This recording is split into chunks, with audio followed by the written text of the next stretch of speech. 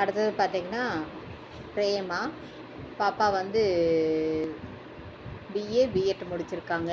அப்பா பேர் அண்ணாமலை, அம்மா பேர் வந்து பார்த்திங்கன்னா பாப்பா வந்து 25/1/1998 பிறந்திருக்காங்க. 2:35 பிஎம்ங்க. மூலம் பாதம் 2, தனுசு ராசி, ரிஷப லக்கணங்க. சுத்த ஜாதகங்க. முத்தூர் குப்பணசுவாமி வந்து குலதெய்வம். இவங்க வந்து தனியார் பள்ளி ஆசிரியருங்க.